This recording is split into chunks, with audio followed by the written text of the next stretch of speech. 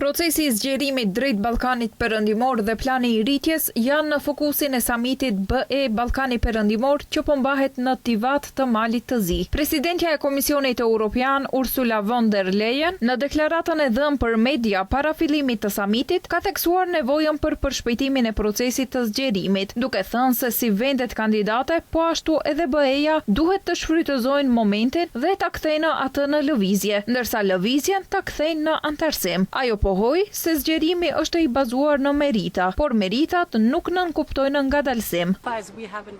Ne duhet ta bëjmë procesin e zgjerimit më të shpejt dhe më kredibil. Me fjalë të tjera, nëse vendet anëtare i përmbushin reformat, duhet të ecim përpara në përmbylljen dhe hapjen e kapitujve dhe klasterëve në rrugën e tyre drejt BE-s. Procesi i zgjerimit duhet të jetë më i dukshëm. Vendet kandidate duhet t'u sqarojnë qytetarëve të tyre përfitimet e zgjerimit, por në anën tjetër, vendet anëtare duhet t'u sqarojnë qytetarëve tanë përfitimet e zgjerimit dhe kjo është një komponent strategjike. Edhe kancelari gjerman Friedrich Merz tha se procesi i zgjerimit të Ballkanit Evropian po zgjat shumë dhe se është e nevojshme të tregohet vullnet i qartë politik për ta përshpejtuar atë. Merz tha se kanë diskutuar çështjen me presidentin francez Emmanuel Macron. Procesi i zgjerimit në vitet e fundit është ngadalësuar dhe se Bashkimi Evropian duhet të marrë përgjegjësi më të madhe në mënyrë që të shmangë lëshimet e mëparshme në politikën e zgjerimit.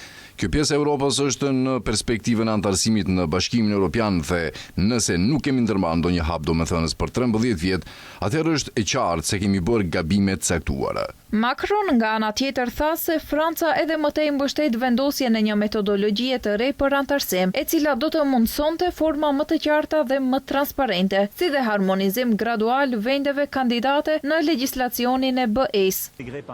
Së bashku me Gjermaninë kemi propozuar model të integrimit gradual, i cili do të jetë objekt diskutimi me të gjitha vendet e Ballkanit Perëndimor. Ndërkaq zyrtarët e BE-s deklaruan se Mali i Zi dhe Shqipëria po bëjnë punë shumë të mirë në rrugën drejt antarësimit në Bashkimin Evropian, duke shprehur pritshmëritë e tyre që Mali i Zi të jetë antarja e ardhshme e Unionit.